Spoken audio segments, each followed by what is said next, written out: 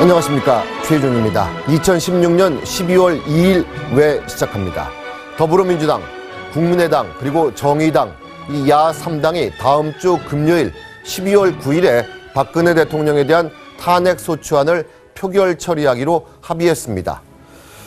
새누리당 비주류 의원들은 박근혜 대통령에게 12월 7일, 그러니까 다음 주 수요일 저녁 6시까지 명확한 퇴진 시점과 총리에게 모든 국정을 넘기고 이선으로 물러나겠다고 밝혀라, 이렇게 요구했습니다.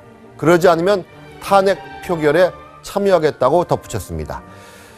김진 전 논설위원 모셨습니다. 안녕하십니까? 안녕하세요. 예. 지금 제 기억으로 2003년 이 차떼기로 상징되는 그 대선자금 수사 있지 않습니까? 그 이후로 대한민국 보수 최대의 위기인 것 같은데 이걸 어떻게 헤쳐나가야 된다고 보십니까? 저는 사실 이번 최순실 사태로 불거졌지만 네. 저는 보수의 26년 죄업이 다 쌓인 거라고 봅니다.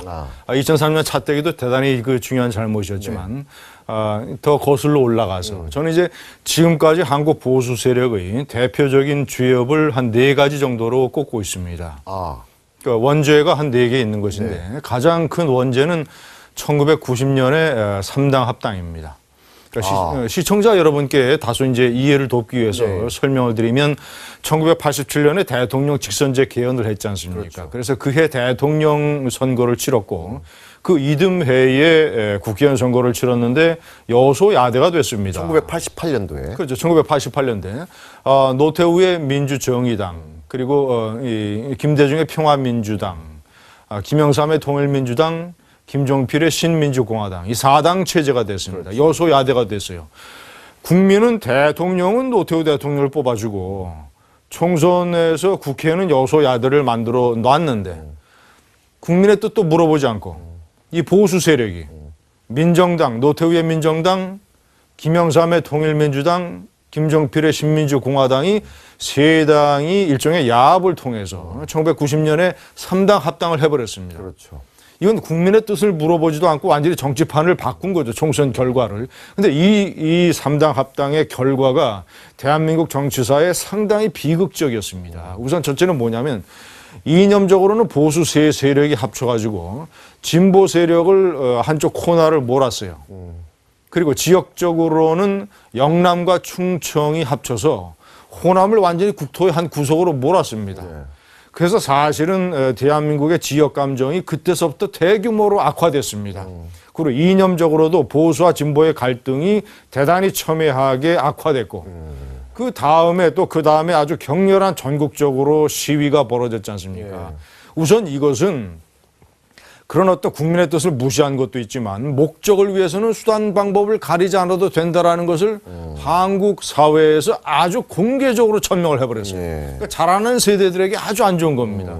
이것이 제가 얘기하는 첫 번째 보수 세력의 원죄, 1990년의 3당 합당이고 그 원죄의 죄가가 지금도 계속 진행이 되고 있어요. 자, 이게 제가 두 번째로 이제 아까 말씀하신 차떼기 이전에 우리가 꼽는 것은 저는 1997년에 김종필 JP의 DJP 연합이라고 봅니다.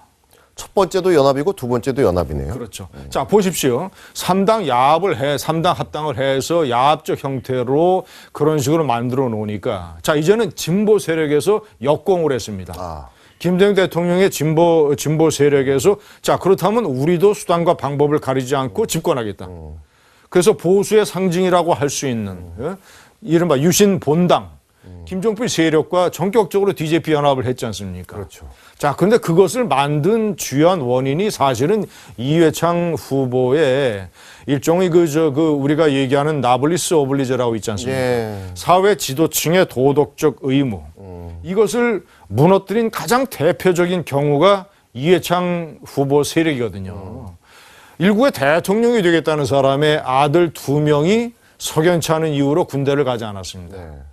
이것은 그때는 그러니까 돌이켜 생각하라면 그런 어떤 그 도덕적 의무를 팽개친 세력에 대해서 유권자가 거부하고 자, DJP라고 하는 이상한 형태의 완전히 이념적으로 다른 두 세력이 합친 거 아닙니까? DJP 세력을 선택한 것은 어찌 보자면 역사적으로 불가피한 그런 측면이 있는 것이죠. 자, 영국을 한번 보십시오. 영국의 엘리자베스 여왕의 아들 찰스 왕태자 또는 그 동생 말이죠. 자, 동생이 포클랜드 전쟁에 군대 갔죠. 참전했습니다. 그리고 자, 죽은 우리 황태자비. 네, 다이애나비. 다이애나 황태자비의 아들이 목숨이 대단히 위험한 아프가니스탄 전쟁에 참전을 했어요. 그렇죠.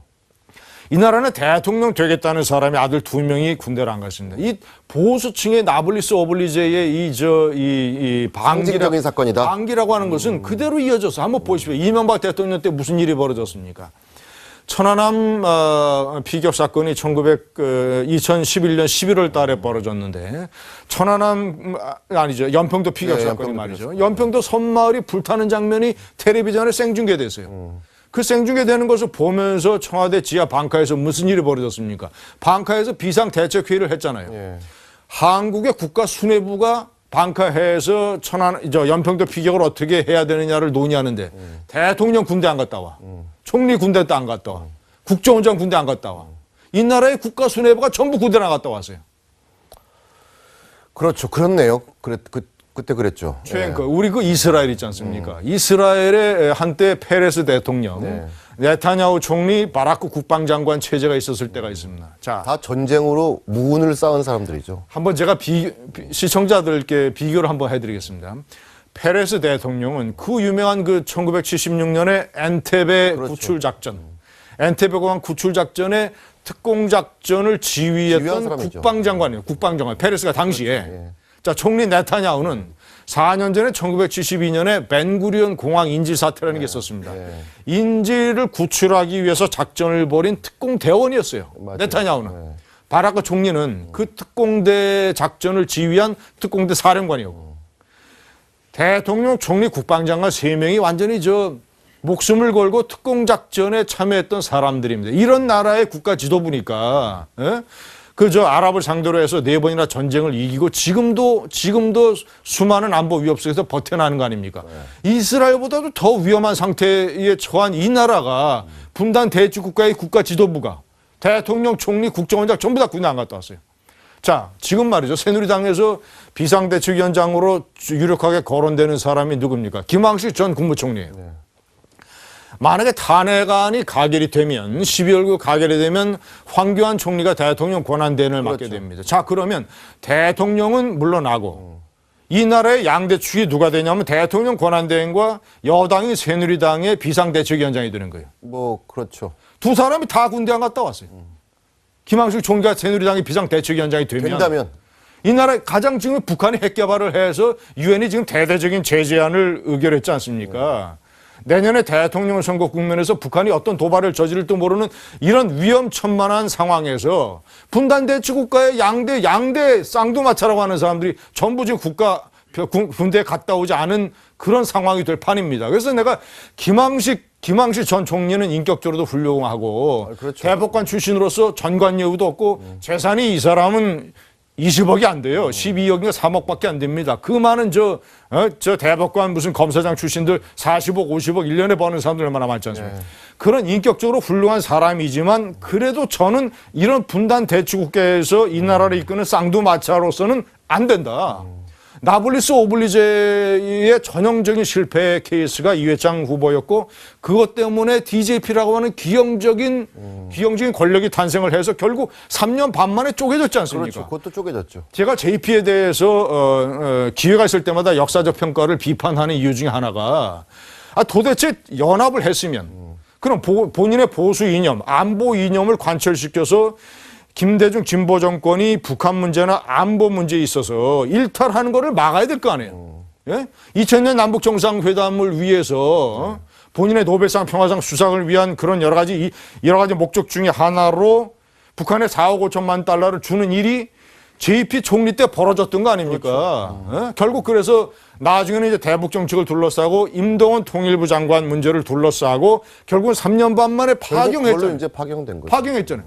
JP가 3년 반 동안 DJ하고 연합 정권을 해가지고 국가적으로 공적을 남긴 게 뭐가 있어요? 자기 세력 장관시킨 것밖에 없잖아요.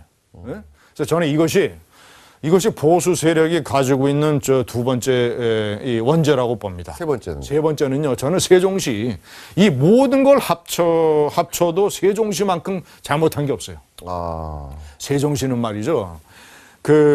이제 최앵커도 이제 세종시 공무원들 많은 사람들 얘기를 들어보면 들어봐서 아시겠지만 세종시는 한마디로 얘기하면 재앙이에요, 재앙. 이런 식으로 행정부처를 분단 대치국가 이 위험한 나라에서 행정부처를 쪼개가지고 저 멀리 보낸 나라가 없습니다. 독일이 연방 통일된 다음에 베를린에 대규모 연방청사를 졌는데 그 연방청사 안에 메르켈 총리의 집무실, 외빈들 접견하는 접견실, 회의실, 각 주요 장관들 집무실을 6층, 7층, 8층에 다 뒀어요. 에스컬레이터 타고 왔다 갔다 하면서 나라 일을 다 봅니다. 이 나라는 말이죠. 무슨 저 KTX 타고 무슨 뭐 차 타고 해서 철로와 저 고속도로의 시간 다 낭비하면서 메르스 사태도 만약에 행정부처가 저렇게 쪼개지지 않고 보건복지부가 서울이나 과천에 있었다면 메르스 사태의 혼란도 이 정도로 생기진 않는 거예요. 박근혜 대통령이 뭐라고 그랬습니까? 제3차 국민담화에서 저는 평생 사익을 추구한 적이 없다고 그랬습니다. 저는 그 말에 동의하지 않습니다. 대표적으로 정치인 박근혜가 사익을 추구한 대표적인 경우가 세종시. 행정수도다. 자기 자신이 이명박 대통령이 늦게 정신을 차려서 행정부처는 옮기지 말고 기업과 학교를 세종시에 집어넣는 수정안을 만들었잖아요. 그렇죠. 그때 박근혜, 비주류 지도자 박근혜 정치인이 그거를 받았어야 돼요. 얼마나 많은 사람들이 그걸 받으라고 애걸 복걸 했지 않습니까? 자, 그거를 받아도 세종시가 계획대로 발전할 수 있으니까 충청도 표를 가지고 올 수 있다. 그런데 박근혜 당시 비주류 지도자에게 지금 친박계 사람들, 지금 친박계 사람들 자기들 저 정치적인 목숨 내놓고 박근혜 대통령 지도자에게 이것만큼만 받아야 된다 우리가 비주류지만라고 진언한 사람이 있어요? 한 명도 없어요.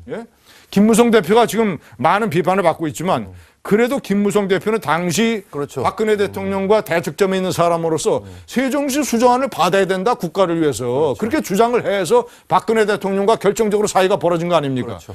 김무성 대표의 그런 처신이 옳았잖아요. 저는 그렇게 생각해요. 이 보수 세력이 말이죠. 역사나 국가를 생각하지 않고 정치 권력 또는 사익 내가 대통령이 돼야 된다. 내가 대통령이 되기 위해서는 충청도표가 생각해. 충청도가 필요한.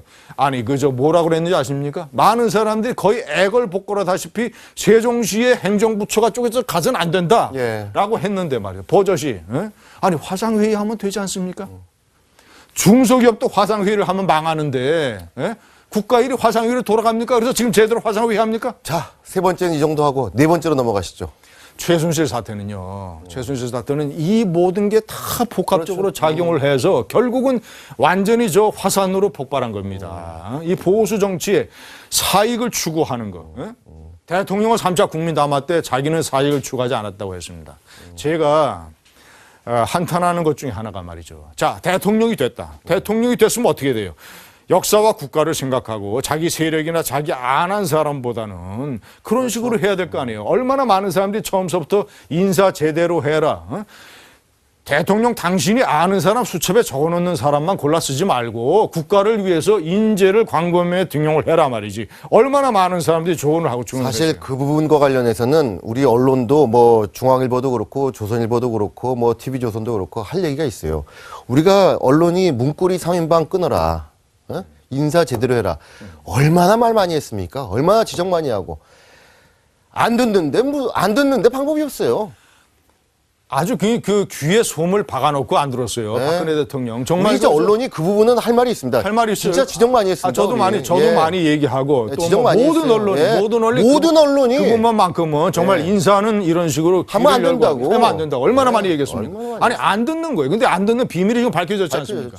자, 저는 이렇게 비유합니다. 자, 이제 보수 세력으로 입장을 봤을 때 박근혜 대통령은 사실 이 보수 정권의 보수 역사의 사실 막내딸 아닙니까? 막내딸이 정권을 다시 이명박 대통령에 의해서 정권을 승계한 거 아니에요. 그런데 박근혜 대통령이 대통령 후보가 된 주요한 원인은요. 보수 세력이 대거 지원했기 때문입니다. 그렇죠. 보수 세력은 말이죠. 지금 와서 솔직히 다 인정을 하면 박근혜 대통령이 대단히 부족한 후보라는 거를 상당 부분 다 알고 있었어요. 컨텐츠라든가 또는 이런 능력, 많은 것이 부족하단 말이야. 이런 걸 알고 있었어요. 그런데 우리가 왜 뽑았느냐, 그 사람을. 보수 세력이 왜 지지를 했느냐. 첫째는 박정희의 딸이니까. 박정희의 딸이니까 최소한 박정희 대통령의 절반은 되겠지. 그리고 박정희 대통령의 높은 역사적 평가, 전직 대통령 넘버1 이 평가의 후광으로 뽑은 거 아니에요. 자, 두 번째는 솔직히 얘기해서 진보 좌파 세력, 문재인 후보의 집권을 막기 위해서 진보 좌파 세력이 집권하면 안 된다고 보수 세력은 믿었으니까. 세 번째는 정몽준, 이재호, 김문수 세 후보의 지지율이 너무나 미약하니까. 이 세 후보가 박근혜 대세론을 꺾지 못하니까. 이 세 후보에 대해서 박근혜 대통령이 불가피하게 강하니까 보수 세력은 다른 선택을 할 수 있는 여지가 없었어요. 이 세 가지 요인 때문에. 그런데 보수 세력의 지원이 없었으면 박근혜 대통령 불가능했습니다. 그래서 저는 이렇게 표현을 해요. 박근혜 대통령이 비유하자면 히말라야. 세계에서 제일 높은 8,848m의 세계에서 최고 높은 히말라야가 됐는데 히말라야가 세계 최고봉인 거는 에베레스트가 세계 최고봉인 거는 히말라야라는 산맥이 있기 때문입니다. 보수 세력이 박근혜 에베레스트에게는 히말라야 산맥이에요. 대통령 되니까 산맥을 완전히 잊어버리는 거예요. 인사 그렇게 많이 하지 말라, 그렇게 하지 말라. 그리고 되도록이면 당신 대통령 되는데 도움을 줬던 사람들에게 수시로 전화하고 소통을 해서 얘기를 들어서 국정에 대한 조언을 들어라 말이에요. 예? 같이 좀 어울리고 밥도 먹고 말이죠. 예? 그렇게 하고, 그리고 얼마나 탈북자? 본인은 통일되면 대박이라고 그랬습니다. 예? 그런데 여기서 북한 민주화 운동을 하는 그 고생하는 탈북자들, 예? 와가지고 그 사선을 넘고 와가지고 여기서 민주화 운동하는 탈북자들 대표들 청와대 불러가지고 따뜻한 쌀밥 한번 먹인 적 있어요? 예? 최순실은 불러다가 말이죠. 최순실은 불러다가 그렇게 식사하면서 최순실이가 남은 밥까지 반찬까지 싸갔다는 거 아니에요? 예? 최순실은 그렇게 챙겨주면서 하면서 탈북자들 한번 저녁 사준 적이 있냐 이거예요. 그런 불통, 소통이 결국은 보수 세력 때문에 대통령이 당선이 됐는데, 대통령이 당선이 됐어는 사실은 보수 세력을 배반한 거예요, 맨 처음. 그러니까 지난 4월 총선 때 어떤 일이 벌어졌습니까? 그러게 말이죠. 전부 친박, 진박들 말이죠. 본인들이 다 정치적인 이익을 하기 위해서 공천을 그런 식으로 완전히 난장판 만들고, 보수 정권의 막내딸 승계자라는 사람이 보수 세력 역사상 그래도 집권 여당이 여소야대가 된 적은 있지만 제1당을 상실한 적은 지난 4월 총선이 처음이에요. 네. 역사상. 이런 식으로 해서 제가 얘기하는 첫 번째 3당 합당, 두 번째 DJP 연합, 세 번째 세종시, 네 번째 최순실 사태, 네 개가 다 복합돼서 지금 보수가 정권을 잃을 위기에 처한 거 아니겠습니까? 또 정비해서 살아갈 길을 찾아야죠. 지난번에 제가 말씀 한번 드렸어요. 새누리당이 정권을 재창출할 수 있는 5가지의 환경적 요인이 있단 말이죠. 내외에 있단 말이죠. 저는 지금도 그걸 믿고 있고 앞으로도 내년 조기 대선이 전에 대통령 선거 때 같이 가능할 걸로 보입니다. 그런데 결론적으로 얘기하면 어떻게 돼야 되느냐? 저는 친박계가 대단히 잘못하고 있다고 봅니다. 새누리당의 친박계가 말이요. 지금 박근혜 대통령 탄핵 반대하고 같은 여당으로서 박근혜 대통령의 탄핵에 어떻게 찬성을 하느냐? 우리가 예수를 고발한 유다가 돼야 되느냐라고 지금 이정현 대표가 얘기하는 친박계의 정서, 이런 정서로 하면 새누리당 망합니다. 내년 대통령 선거 때 정권 절대로 창출하지 못해요. 지금 새누리당은 어떻게 해야 되느냐? 박근혜 대통령이라는 사람을 새누리당의 당원의 입장에서 생각하고 대처하면 안 돼요. 철저하게 박근혜 대통령을 밟고 부수고 지나가야 됩니다. 박근혜 대통령을 완전히 역사의 서랍 속에 가둬버리고 박근혜 대통령의 폐허 위에서 완전히 재건축해야 돼요. 리모델링 하면 안 됩니다. 완전히 재건축해서 박근혜라는 건물을 완전히 부숴버리고 거기서 쓸만한 철골이나 철근 있잖아요. 예를 들자면 원칙적인 대북 정책, 한미동맹 강화, 좌편향 교과서 시정 노력 말이죠. 이런 것들, 그리고 불법 파업에 대한 단호한 대처, 이런 무너진 박근혜라는 건물의 잔해 속에서 쓸만한 철골, 철근 몇 개 골라내고 대신 나머지 싹 쓸어버리고 박근혜의 폐허 위에서 보수 정당을 재건해야 됩니다. 알겠습니다.